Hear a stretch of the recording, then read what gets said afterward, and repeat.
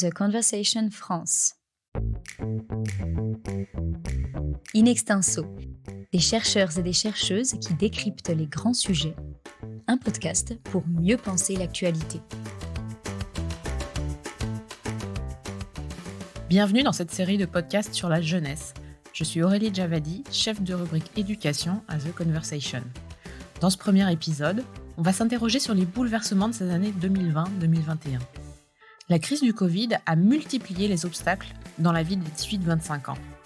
Fermeture des salles de cours, suspension des rencontres entre amis, perte de job étudiant. Tout cela a eu des répercussions immédiates avec des problèmes de santé mentale, une augmentation des situations de précarité. Alors ces expériences ont-elles donné lieu à l'apparition d'une génération Covid ? C'est une expression qui a fleuri sur les réseaux et dans les magazines ces derniers mois. Mais elle dit certes quelque chose de la jeunesse, mais elle nous pose aussi beaucoup de questions. On la décrypte avec Camille Peny, professeure en sociologie à l'université de Versailles-Saint-Quentin. Bonjour Camille Peny. Bonjour. On fait souvent comme si le terme génération allait de soi, mais parler de génération, parler de jeunesse, ce n'est pas totalement la même chose. Alors qu'est-ce que ce terme recouvre ? Est-ce que vous pourriez revenir un peu sur cette définition, Camille Peny ? Alors, disons que du côté des sciences sociales, quand on parle de génération, on aime bien pouvoir donner une certaine homogénéité aux générations. Si vous voulez, il y a le concept de cohorte, on peut parler de cohorte, donc une cohorte, c'est l'ensemble des individus qui sont nés à peu près au même moment, mais ça, c'est la définition donnée par exemple par la démographie. Il y a la cohorte des personnes qui sont nées par exemple en 1980. Mais le sociologue est un peu plus exigeant que le démographe, et pour pouvoir parler de génération, il faut qu'on puisse définir sociologiquement ce qui unirait cette génération et ce qui la caractériserait. Donc c'est un sujet qui a beaucoup occupé les sociologues au début du XXe siècle, notamment les sociologues allemands. Donc c'est pas pour rien que les sociologues allemands ont beaucoup questionné cette question de les générations et de la jeunesse au début du XXe siècle, parce que l'Allemagne est traumatisée par le traité de Versailles. Il y a beaucoup de mouvements de jeunesse qui se créent en opposition en partie à ce diktat de Versailles. Et c'est pas pour rien que c'est un sociologue allemand qui s'appelle Karl Mannheim qui, à la fin des années 1920, va essayer de donner une définition au concept de génération. Alors quelle est sa définition ?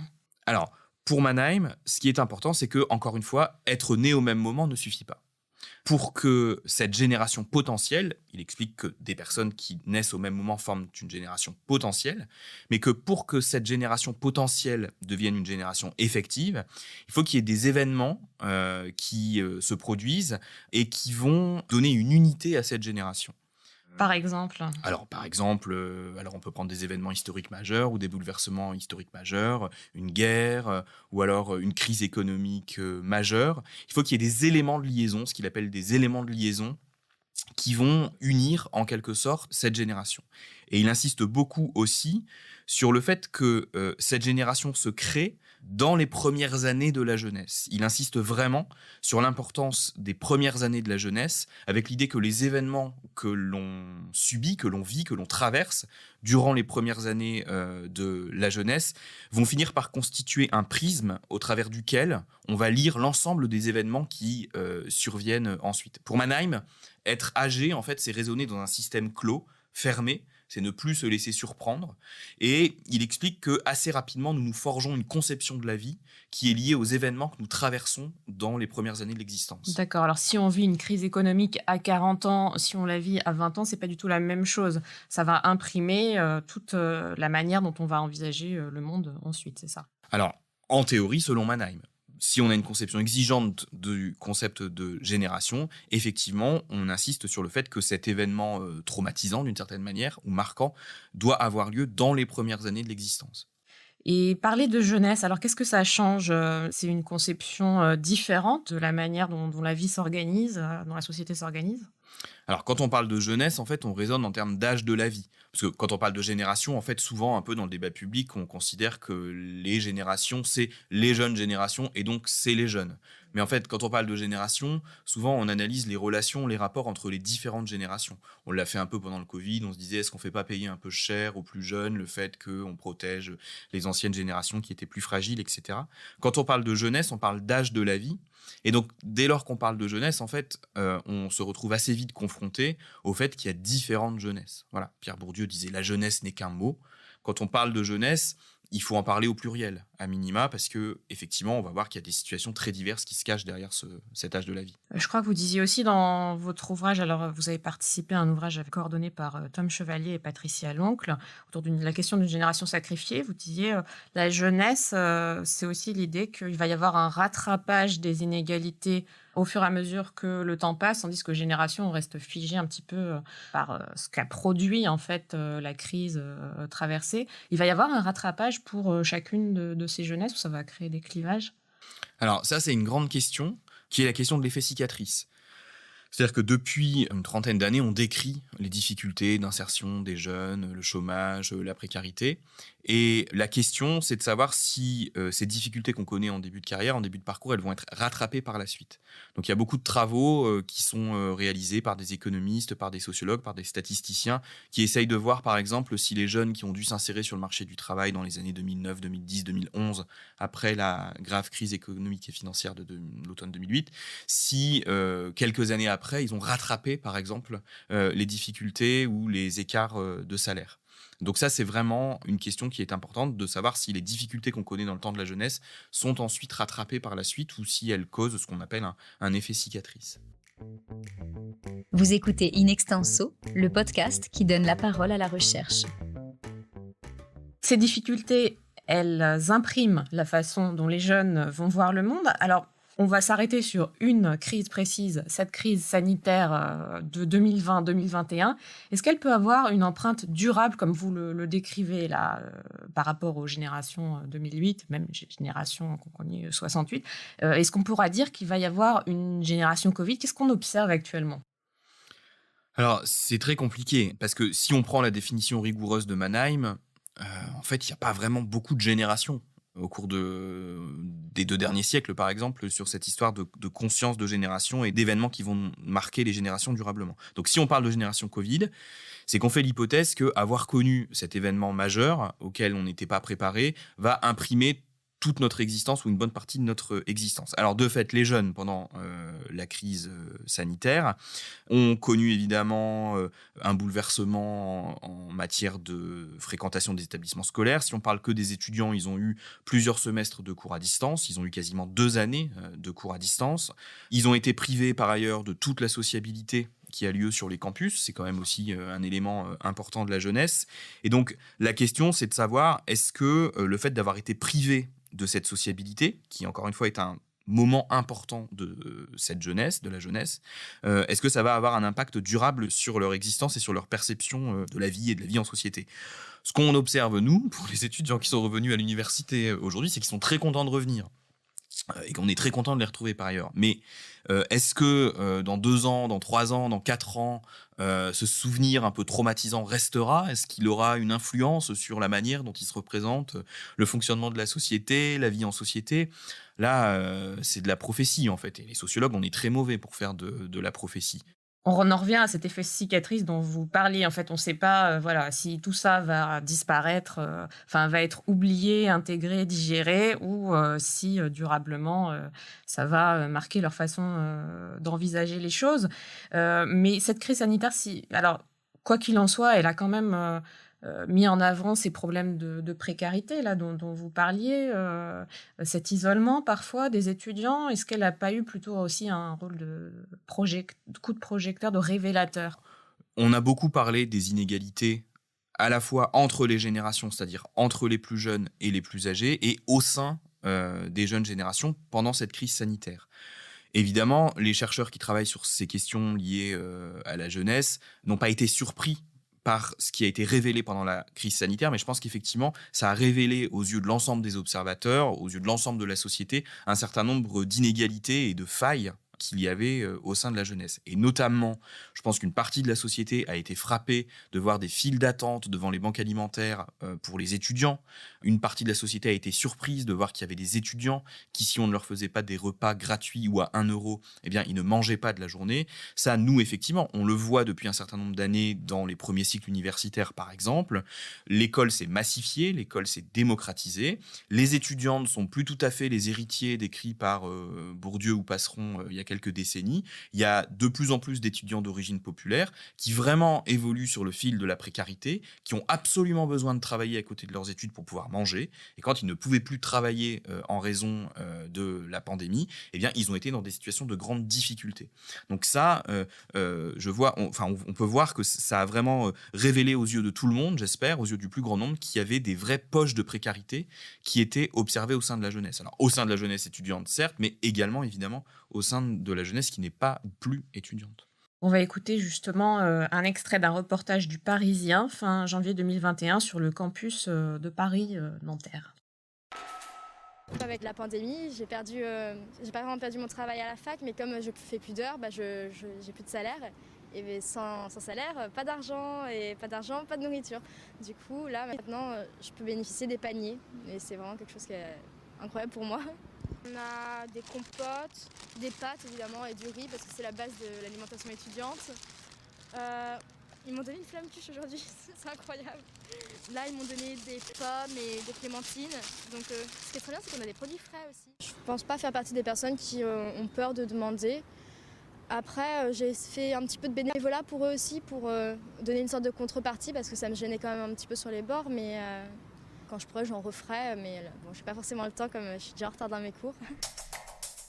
Donc on voit avec ce reportage déjà l'extraordinaire dynamisme associatif en fait sur les campus et aussi l'investissement de ces étudiants et donc l'existence d'une jeunesse qui doit travailler aussi pour financer ses études. Vous avez un petit mot à ajouter sur cet extrait ?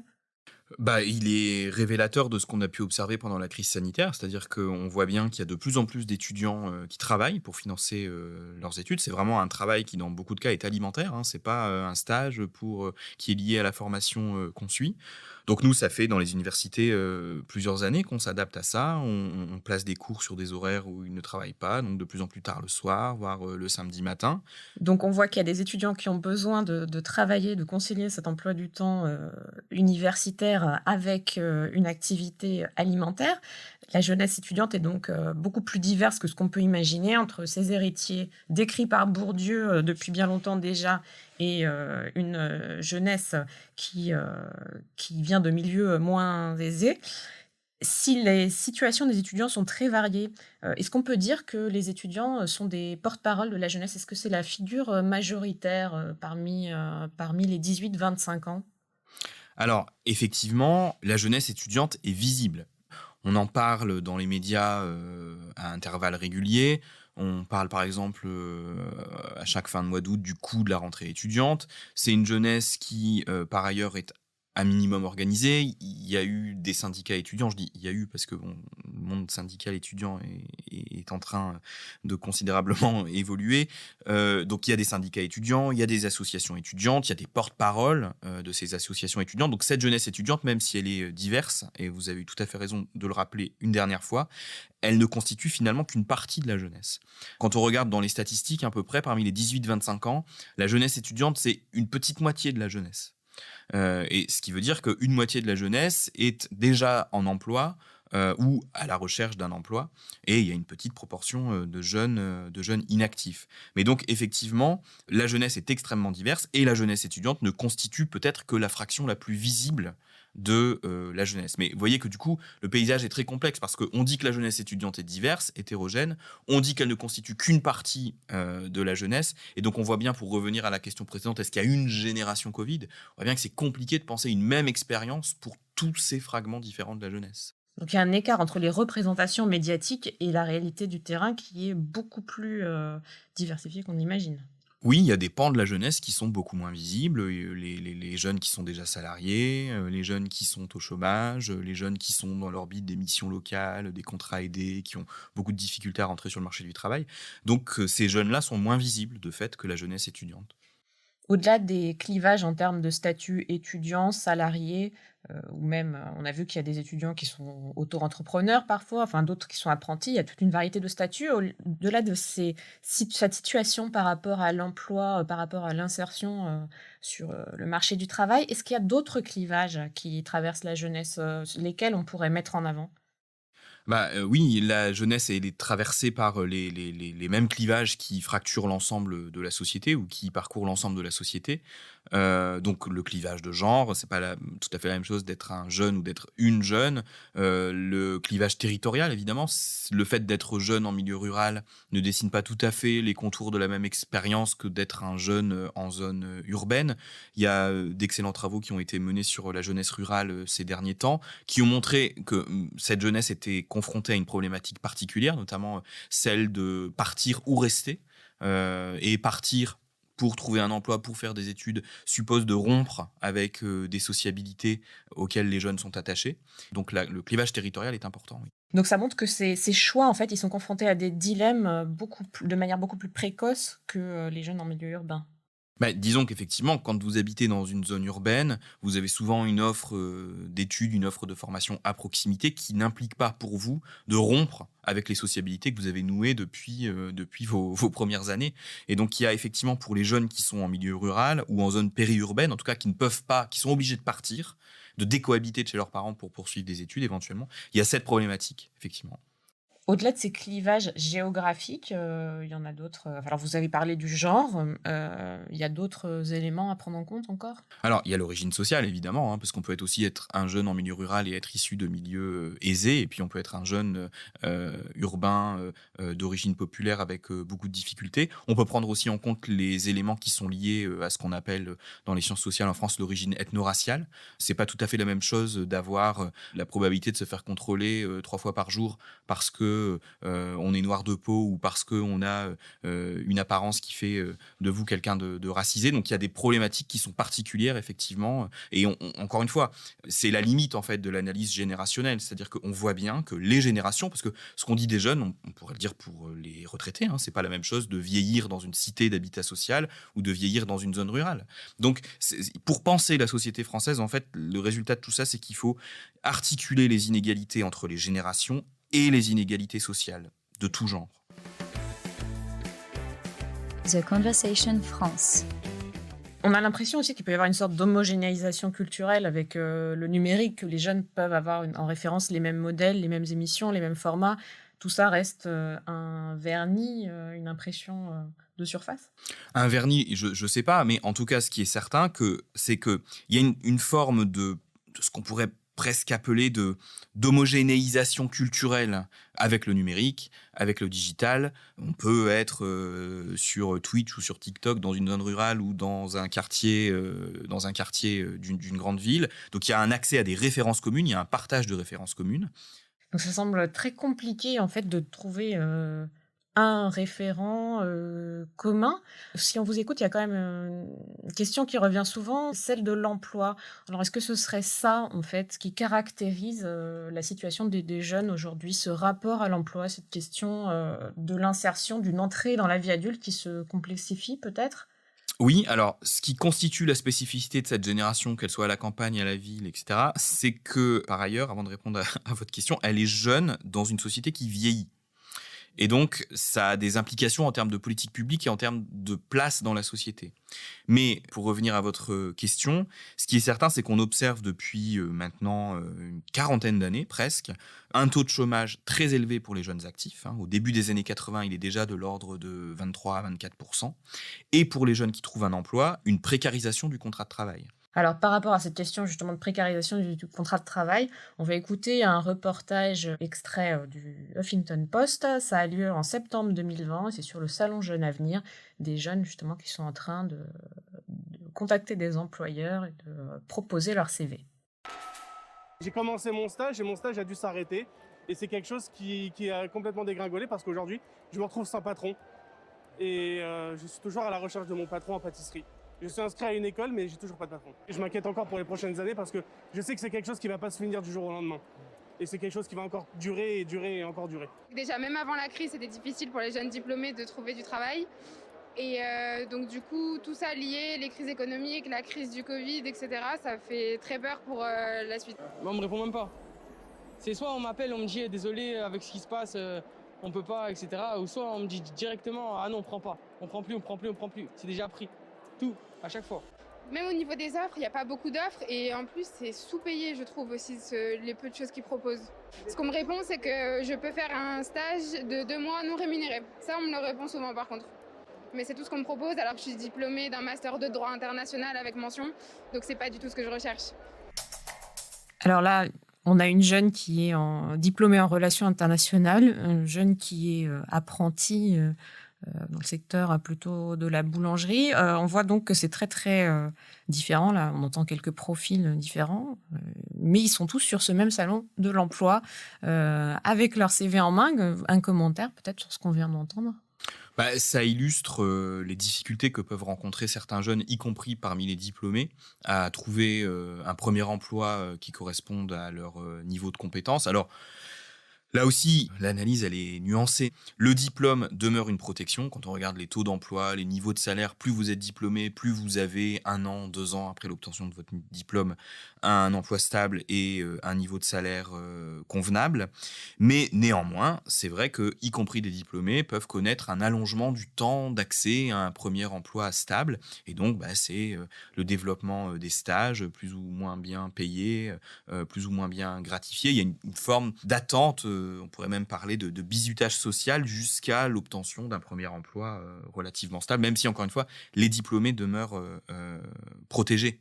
Donc, il y a une fracture un petit peu entre les besoins de la jeunesse et puis qui serait un peu d'explorer, de trouver sa voie, et la réalité d'une société qui incite à aller très vite, qui est construite sur un modèle linéaire. C'est vrai qu'on sait que la formation continue n'est pas encore très développée. Donc, cette crise, en fait, elle interroge les politiques publiques, finalement, ou la façon dont on conçoit la vie, l'entrée dans la vie adulte.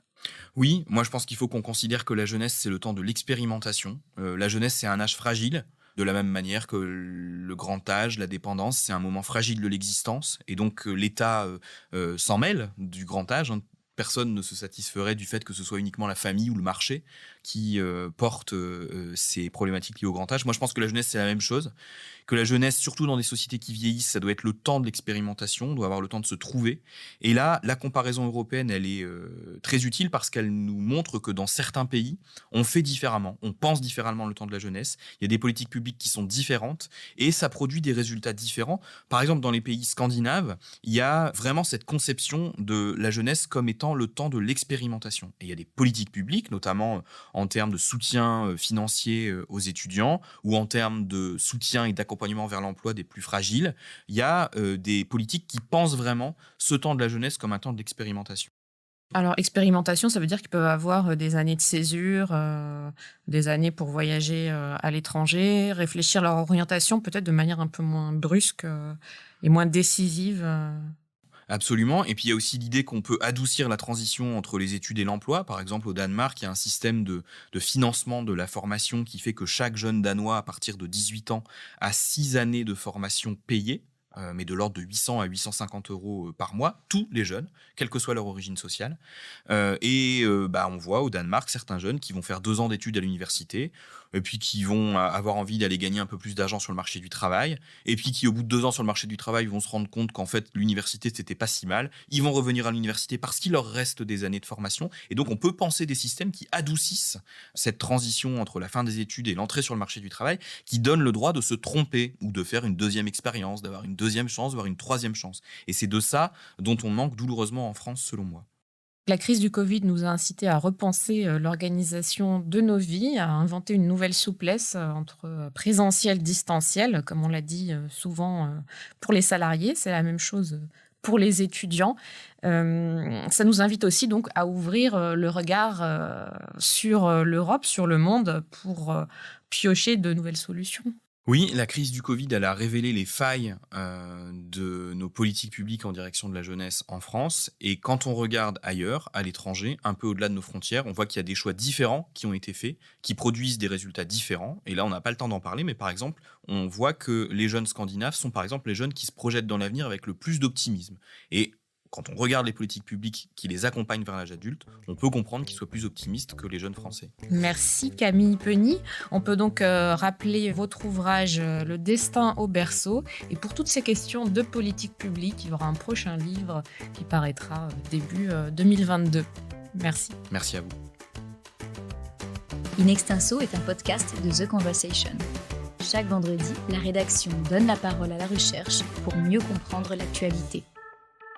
Retrouvez l'ensemble des épisodes d'Inextinso et nos autres séries directement sur theconversation.com dans la rubrique podcast.